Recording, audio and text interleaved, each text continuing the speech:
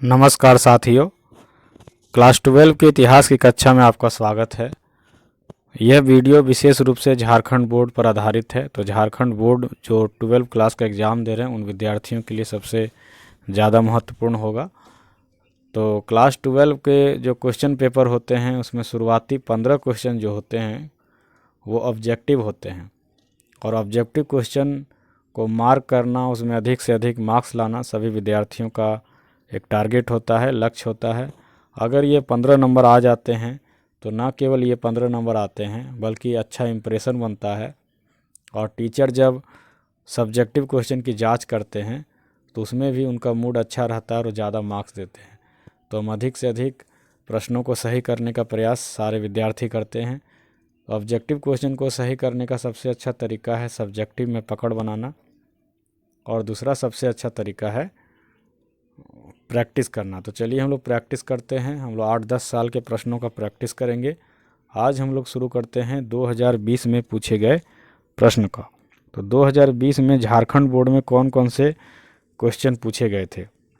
तो पहला प्रश्न था कि सिंधु घाटी सभ्यता की जुड़वा राजधानी थी।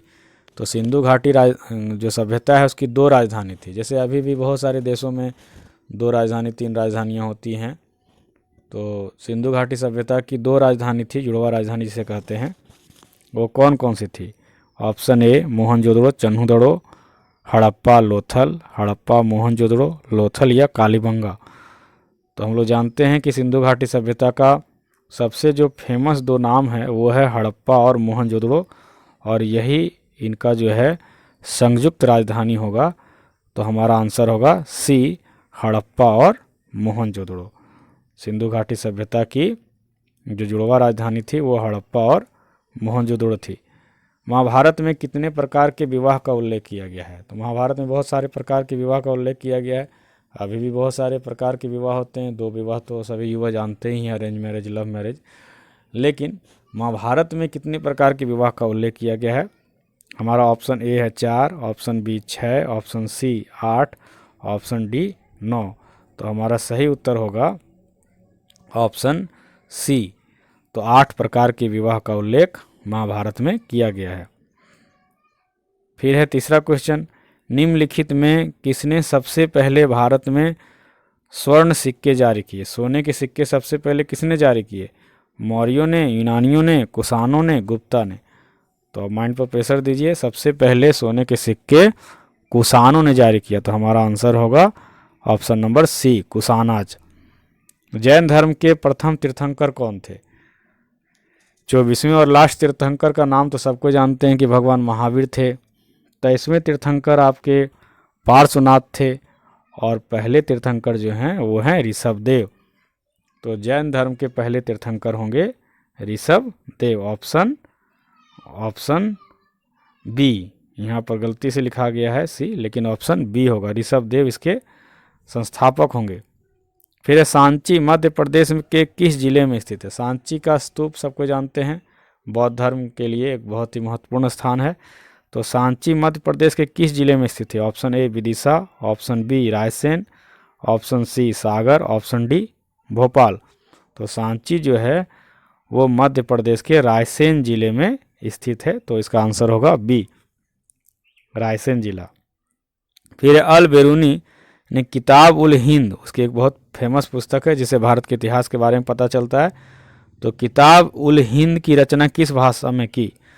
अरबी में, फारसी में, उर्दू में, संस्कृत में? इसमें अगर एलिमिनेशन मेथड लगाएंगे, छांटने वाला, तो संस्कृत तो सीधे छट जाएगा, क्योंकि एक तो वो विदेशी है, दूसरा मुसलमान है, तो संस्कृत की जानकारी होने की चांसेस कम हैं। तो ऐसे बहुत सारे मुसलमानों को भी, विदेशियों को भी संस्कृत की जानकारी होती है अपवाद में, लेकिन यहाँ पर हम लोग संस्कृत को सीधा छाट देंगे। अब हम लोग को चयन करना है अरबी, फारसी और उर्दू में। तो इसका सही उत्तर होगा ऑप्शन ए, अरबी में। अल बेरूनी की जो पुस्तक है किताब उल हिंद, उसकी रचना अरबी में की गई है। शेख मोइनुद्दीन चिश्ती का दरगाह कहाँ स्थित है? बहुत ही फेमस क्वेश्चन है, और बॉलीवुड के सारे सितारे जो हैं यहाँ चादर चढ़ाने जाते हैं। बहुत सारे फिल्मों में भी हम लोग इनका सीन देखते हैं। तो शेख मोइनुद्दीन चिश्ती का दरगाह कहाँ पर है? बताइए, दिल्ली में, आगरा में, अजमेर में, या लखनऊ में? तो मुझे पक्का विश्वास है कि आप लोग को पता चल गया होगा। इसका सही ऑप्शन होगा, आंसर होगा अजमेर में। तो शेख मोइनुद्दीन चिश्ती का जो दरगाह है वो है अजमेर में। नेक्स्ट क्वेश्चन नंबर 8, विजयनगर साम्राज्य द्वारा सैनिक और असैनिक सेवा, यहाँ गलत लिखा गया है, टाइप गलत हो गया है, सैनिक और असैनिक होना चाहिए, रासायनिक लिखा गया है। तो सैनिक और असैनिक सेवा के लिए दिया जाने वाला भूमिदान क्या कहलाता था? जागीर, बिस्टी, इक्ता या आमरम? तो इसका सही उत्तर होगा ऑप्शन डी, आमरम। किस मुगल सम्राट ने तंबाकू पर प्रतिबंध लगाया? तंबाकू के सेवन पर किसने प्रतिबंध लगाया? अकबर ने, बाबर ने, जहांगीर ने, शाहजहां ने? तो इसका सही उत्तर है ऑप्शन सी, जहांगीर। जहांगीर ने तंबाकू के सेवन पर प्रतिबंध लगाया था। आईने अकबरी, जो कि अकबर की जीवनी है, अकबर की आत्मकथा नहीं हो सकती, ये आप लोग जान के रखिएगा। बहुत सारे मुगल शासकों ने अपनी आत्मकथा लिखी है, लेकिन अकबर भला कैसे अपनी आत्मकथा लिख सकता है? वह तो निरक्षर था, उसे अक्षर ज्ञान तो था नहीं। तो आईने अकबरी बहुत मोटी पुस्तक है। तो कितने भागों में है? 2 भाग में, 3 भाग में, 4 भाग में या 5 भाग में? इसका सही उत्तर होगा ऑप्शन डी, 5 भाग में। आईने अकबरी 5 वॉल्यूम में प्रकाशित है। ब्रिटिश ईस्ट इंडिया कंपनी की स्थापना कब हुई? यही कंपनी थी जो भारत को गुलाम बनाई थी। तो इसकी स्थापना कब हुई थी? 1600 एडी में, 1605 एडी, एडी मतलब ईस्वी, 1610 या 1615? तो आप लोग को जानना चाहिए कि 1601-2 में वो भारत आ गया था। तो इसकी स्थापना जो है वो 1600 एडी ही होगा, ऑप्शन ए सही होगा। फिर 1857 के समय भारत का गवर्नर जनरल कौन था? ऑप्शन ए वेलेस्ली, तो ऑप्शन बी बेंटिंग, सी डलहौजी और कैनिंग। तो डलहौजी में लोग मिस कर सकते हैं कभी कभी। डलहौजी 1857 की क्रांति के जस्ट पहले तक था, लेकिन जब क्रांति हो रही थी तो उस समय भारत का गवर्नर जनरल था कैनिंग। तो ऑप्शन डी सही है, लॉर्ड कैनिंग 1857 के विद्रोह के समय भारत का गवर्नर जनरल था। मोस्ट इंपॉर्टेंट क्वेश्चन एक है, भारतीय राष्ट्रीय कांग्रेस के संस्थापक कौन थे? WC बनर्जी, गोपाल कृष्ण गोखले, एओ ह्यूम और महात्मा गांधी? तो इसमें गोखले और गांधी को तो सीधे हटाया जा सकता है, क्योंकि गोखले जी और गांधी जी बहुत बाद में आए। तो एओ ह्यूम और WC बनर्जी में आप अनुमान लगाइए कौन होगा।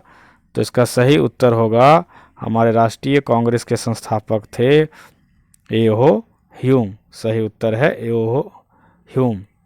तो ऑप्शन सी सही होगा। फिर है क्वेश्चन नंबर 14, ब्रिटिश प्रधानमंत्री एटली ने भारत को सत्ता सौंपने की घोषणा कब की?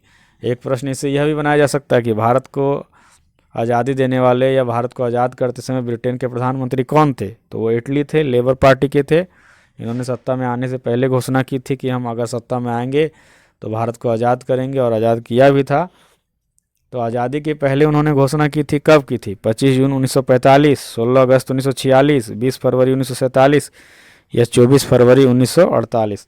तो इसका सही उत्तर होगा 20 फरवरी 1947, ऑप्शन सी। कब तक सौंपने की घोषणा की थी? जून 1948 तक। लेकिन जून 1948 तक भी वो नहीं रह पाए और 15 अगस्त 1947 को ही सत्ता स्थानांतरित करके वो अपने देश चले गए। तो 20 मार्च 1947 को इटली ने भारत को स्वतंत्र करने की घोषणा की थी। संविधान सभा के अध्यक्ष कौन थे? तो इसमें बच्चे कंफ्यूज कर जाते हैं। प्रारूप समिति के अध्यक्ष अगर पूछा जाए तो BR अम्बेडकर होगा। अगर अस्थाई अध्यक्ष पूछा जाए तो सच्चिदानंद सिन्हा होगा। लेकिन अगर केवल अध्यक्ष पूछा जाए या अस्थाई परमानेंट अध्यक्ष पूछा जाए तो वह थे हमारे भारत के पहले राष्ट्रपति जो बने थे वो राजेंद्र प्रसाद। संविधान सभा के अध्यक्ष थे राजेंद्र प्रसाद। तो इस प्रकार हम लोगों ने 15 क्वेश्चन को कंप्लीट किया, और इस प्रकार 15 गुना 10 करीब 150 क्वेश्चन ऑब्जेक्टिव कर लेने के बाद मुझे पूरा विश्वास है कि आप सभी ऑब्जेक्टिव क्वेश्चन को सॉल्व करके आ पाएंगे एग्जाम में, क्योंकि बहुत सारे क्वेश्चन रिपीट भी होते हैं, और रिपीट अगर नहीं भी होते हैं तो इतने प्रश्नों के प्रैक्टिस के बाद छात्रों में कॉन्फिडेंस आ ही जाता है। तो साथियों, ये वीडियो आपको कैसा लगा आप कमेंट बॉक्स में ज़रूर लिखें, और अगर वीडियो अच्छा लगा हो तो अपने मित्रों के साथ शेयर करें, लाइक करें, और अगर आप हमारे चैनल पर नए हैं तो सब्सक्राइब ज़रूर कर लें। तो मिलते हैं इसी प्रकार के अगले वीडियो में, तब तक के लिए जय हिंद, जय भारत।